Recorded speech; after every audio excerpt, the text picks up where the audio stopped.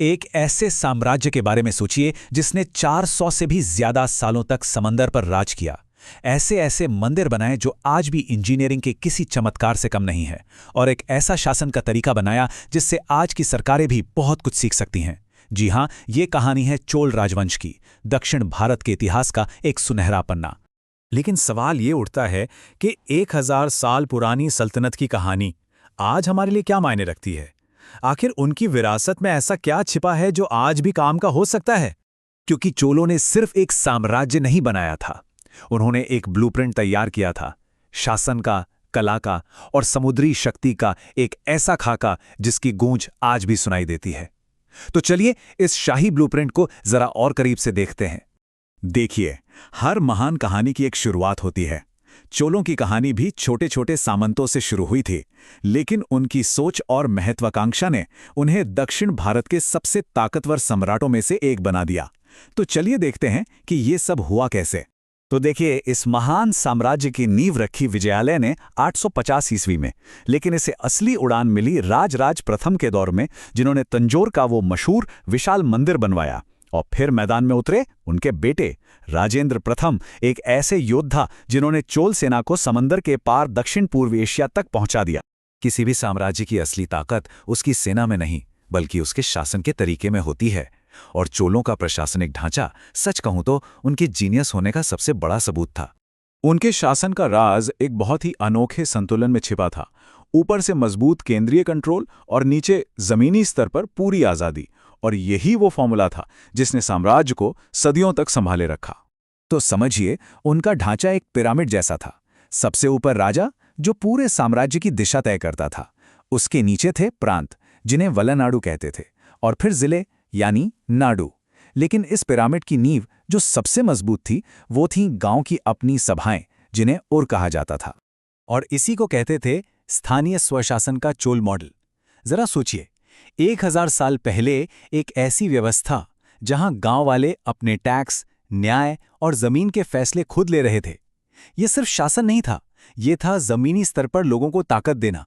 एक ऐसा मॉडल जो आज भी दुनिया भर के गवर्नेंस एक्सपर्ट्स के लिए एक सबक है। तो चलिए अब प्रशासन के गलियारों से निकलकर कला और वास्तुकला की दुनिया में चलते हैं। एक ऐसी दुनिया जहां चोलों ने अपनी आस्था और अपनी शक्ति को पत्थर और कांसे में हमेशा हमेशा के लिए अमर कर दिया। उनकी वास्तुकला यानी द्रविड़ शैली की पहचान है दो खास चीजों से। एक तो हैं आसमान छूते भव्य गोपुरम, जो मंदिर के विशाल दरवाजे होते हैं, और दूसरा दीवारों पर उकेरी गई हजारों सजीव मूर्तियां। ऐसा लगता है मानो ये पत्थर में लिखी गई कहानियां हो। अगर चोल कला की 3 सबसे बड़ी उपलब्धियों की बात करें तो वो हैं तंजौर का विशाल बृहदीश्वर मंदिर, जो ग्रेनाइट से बना एक अजूबा है। उनकी कांसे की मूर्तियां जो लॉस्ट वैक्स टेक्निक से बनती थीं और इतनी जीवंत हैं कि लगता है अभी बोल पड़ेंगी।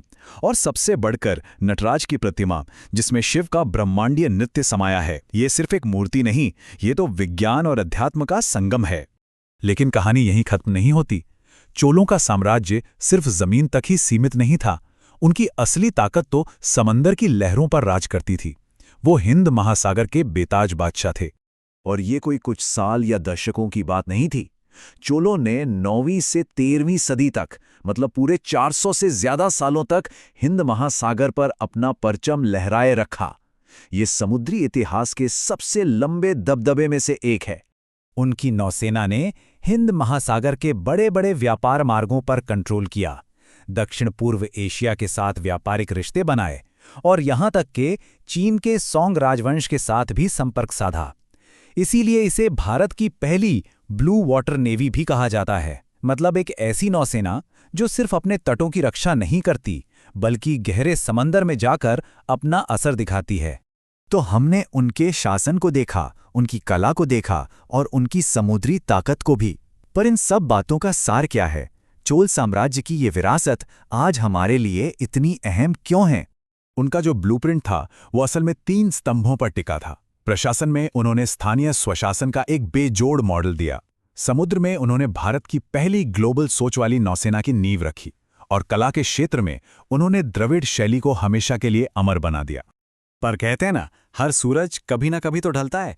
पांड्यों जैसी नई शक्तियों की उदय के साथ चोल साम्राज्य का भी पतन हो गया। साम्राज्य भले ही बिखर गया, लेकिन उनका बनाया हुआ वो ब्लूप्रिंट इतिहास में हमेशा के लिए दर्ज हो गया। और यहीं पर यह कहानी हमारे लिए एक बड़ा सवाल छोड़ जाती है। क्या आज की आधुनिक सरकारें चोलों के उस 1000 साल पुराने मॉडल से कुछ सीख सकती हैं? क्या मजबूत केंद्र और ताकतवर स्थानीय प्रशासन का यह संतुलन आज की मुश्किल समस्याओं का कोई हल हो सकता है? ये वाकई एक सोचने वाली बात है।